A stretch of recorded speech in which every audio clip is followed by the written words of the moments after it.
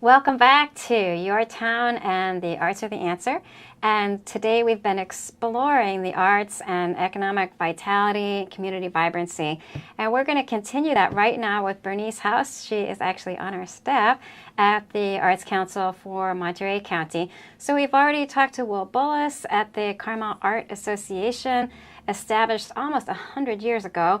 And we also talked to Katya Sems from the Dali 17 Museum, just celebrated their first anniversary. And right now we're going to be talking about the cultural groups that are here in so many ways in which Monterey County is so rich in arts, culture, heritage. And Berniz is here to help us explore a little bit more about what's happening with our cultural groups and how we can connect with them and just enjoy the arts even more. So Berniz, thanks so much for being with us today. Thanks for having me, Paulette. So Berniz, there's so many different cultures that have taken root in Monterey County over a really, really long period of time, forever for some. And can you help us get our bearings on who all is here, some of the groups that are really active and doing maybe festivals, but programming, or somehow they're getting together? I know you were the first one to really help us establish a cultural directory. So if you could talk about things like that to get us started. Yeah, sure. Monterey County is rich in arts and culture, and that's something that I don't need to explain. We haven't been fortunate to live in a very diverse community, and here in Monterey County we have different groups that from when the city got funded, we have many groups like the Italians, the Asian community, and among others, and the Spanish community as well. And throughout the year here in Monterey County, they are celebrating their heritage, their culture through festivals, to classes. And throughout my work, when I start working during the process of mapping out and creating a cultural directory, I find out more and more about how these small groups have been working for years in their garage and practicing with kids, and then kind of passing the baton to the next generation years by years. And they're always performing at festivals. And now with the arts, thanks to the Arts Council, we have some kind of cross-pollination because they have been more exposed to other festivals, other groups, and we invited them to be part of some of our events. People saw them there performing, they invited them to be part of the other events, and that's how we all started getting connected again. And it was a wonderful experience to work at the beginning of the project. It's amazing to see that development where people see something at a culturally specific festival, and then they invite them to another group, and to keep that moving around. Can you talk to us, for example, along the lines of that, the Salinas Food and Wine Festival was one of those places where you created a cultural stage. Was it a couple of years ago? And now that keeps going in different ways, where people can really get a sense of that. Yeah, working with the Salinas Food and Wine Festival was a wonderful experience because the organizers created a cultural stage where, thanks to the Arts Council, we were able to invite a lot of cultural groups, and people just didn't know what was the combination between food and wine festival and cultural stage, but they did love it, and the performers love it as well. And we had between 5,000 and 7,000 people visiting the first years. That's amazing. And it was only one block. Yeah. And now in the last 4 years, they grew up to 3 blocks.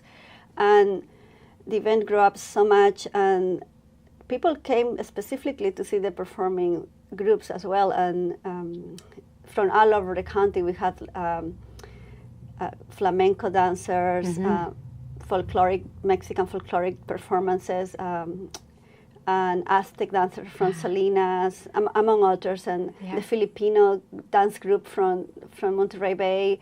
Yeah, it was a wonderful experience, and people really enjoy it. And every year they ask to see them and to have them again. And they didn't know how much diverse we have in our country, and that was a great way to expose our local cultural groups with the community. Yeah. So everybody's learning and everybody's seeing so much and realizing, wow, these are our neighbors, these are our friends and families, these are this is all us. that in so many different ways, there's so much for each of us to learn constantly of what everybody else is thinking about and doing, and it's just beautiful to see. Can you talk about how you get involved, how you do your work to connect with these different groups, and how that's changed over time? Well, how I do my work. I don't work regular hours. That helps a lot. I mentioned before, these groups have full-time jobs, and sometimes they do it during the weekends or at night.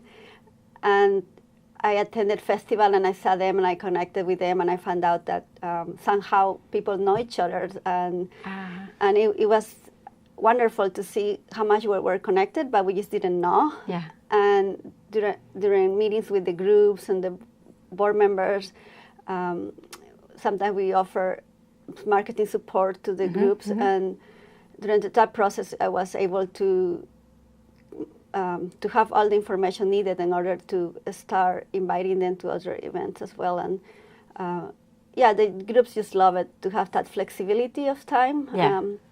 The Arts Council have been very generous and being flexible, especially in order to accommodate their work, and because I don't think there are many organizations that can work Friday nights or during the weekend, and those are the times where these groups are working and preparing for the next festival. Yeah, wherever in all these different spaces and times and wherever. I'm always blown away by the leadership that the groups have, knowing that they don't have paid staff usually, knowing that they are taking time in just wherever they can find it, and still coming together to do the work and make sure everything is happening in the right way. It's so complicated to get it all done, and so time consuming. It's a lot of work for them. They, the costumes, the rehearsal, the timing, the sound music, and it's a lot of work. But the payoff is amazing, isn't it? Yeah. To see thousands of or hundreds of thousands of families coming together to learn, to enjoy, to share. Yeah, that's right. That's wonderful. So let's talk about some of the things that are coming up right away. So we have Festa Italia coming up, El Grito, in the King City El Grito also, and then LSL Center for the Fine Arts and their 30th year anniversary. That is so amazing. So let's start with Festa Italia. It seems like everybody knows about Festa Italia and a gazillion people come, but for people who don't know yet what it's all about, can you just describe where it happens and how they put it together? It's 3 days, right? Is it? Yeah, it's going to happen on September 8th to the 10th, and happen at the Monterey Bay Costume House Plaza. And it's a wonderful opportunity to come and learn more about the Italian culture here in Monterey. They have food, music. They bring amazing performers and singers from the Italian group, and it's a family event. And there's also local performers as well, right? Yes, that are just really totally amazing. Yeah. So I invite everybody to go there and have fun and bring the family and the kids. It's a family event, and if you visit their webpage, you can see the calendars of events. Every day they have something fun to do. And they have, one thing I like about it is they have this giant tent and lots of chairs there. So you can dance around if you want, or you can just sit and listen to the music, and there's always lots to do and run around. So Festa Italia, so September 8th to 10th at the Monterey Bay Custom House Plaza. It's really, really beautiful, and there's music every day. I'm pretty sure, right? All day. So what about El Grito? And it's on Calle Alasal. Can you describe what the format is? And that's on September 17th, right? Yeah, the El Grito is Mexican Independence Day. They call it the Cry of Independence. And Salinas, they will be celebrating on September 17th. And more than 30,000 or 40,000 people attend that event. Yeah. And where in the world do they put all those people?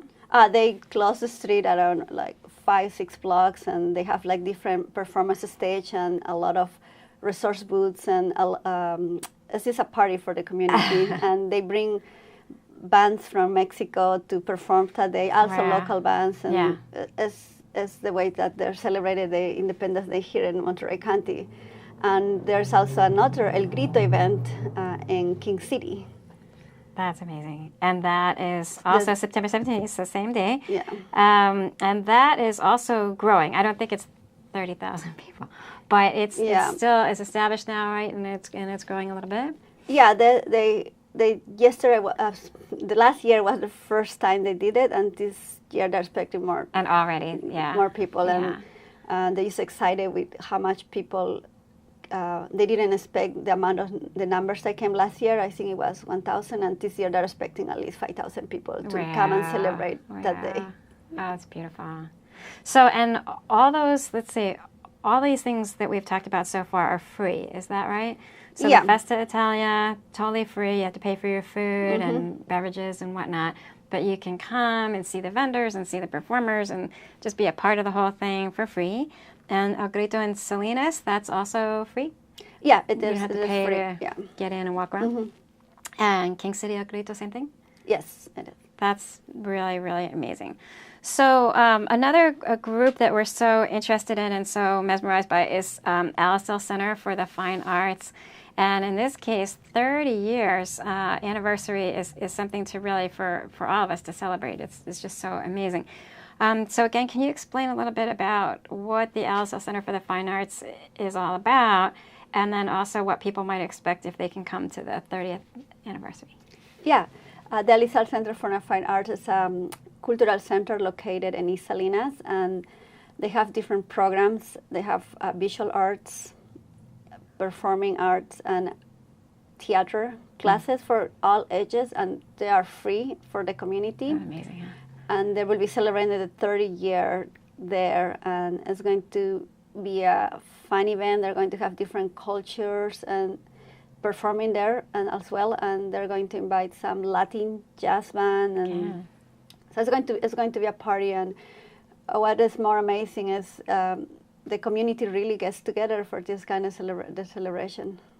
I've been there when there's hundreds of people there for theater, and now they have a big stage there. So it's such an amazing place. It's big enough to hold a lot of people, and to hold big artwork all over the walls that can be there and everywhere. So will they use the outdoor area too, do you think? They're going to celebrate the anniversary of the Salinas Armory.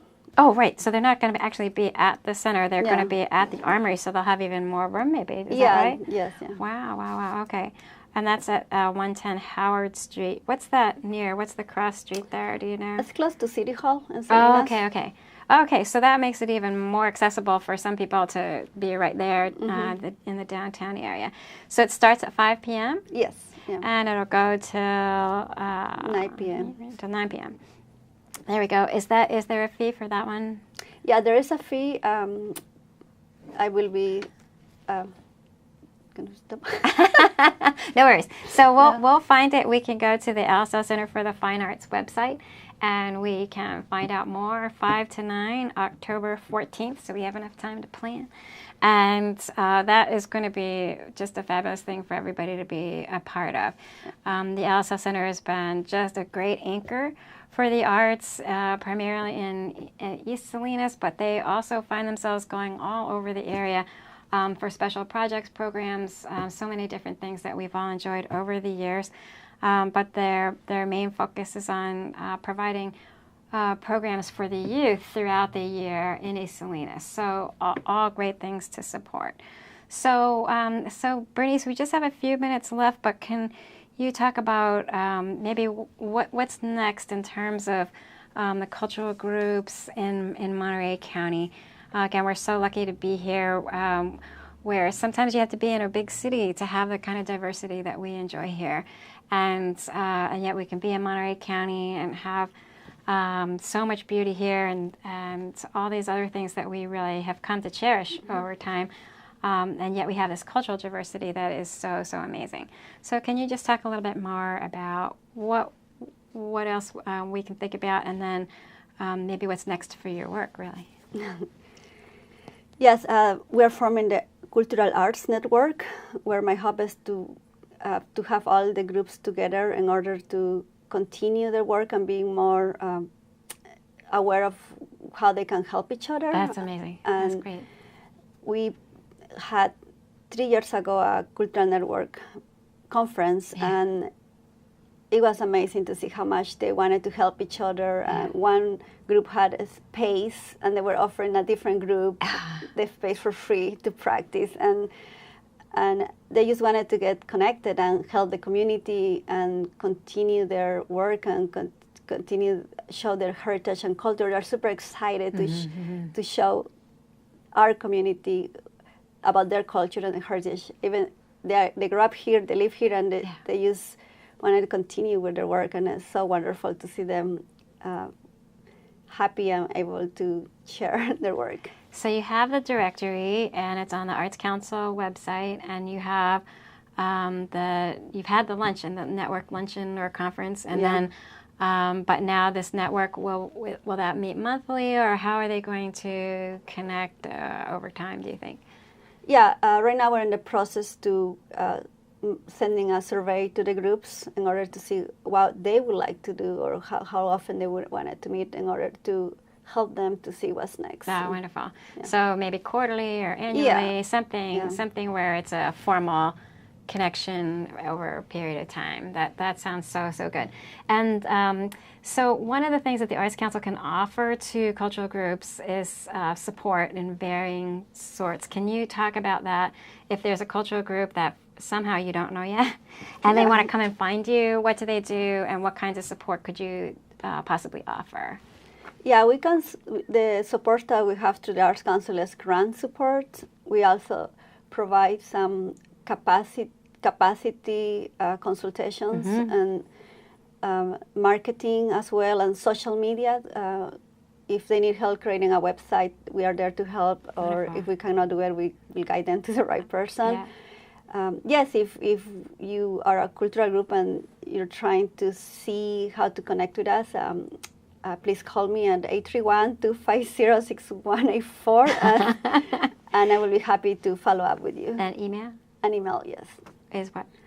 Berniz at artsformc.org, or you can go to our website and find me there. So there's so much on our website, and you can see all of that at any time. Okay, so before I let you go, is there anything else you want people to know about the cultural groups and what's up?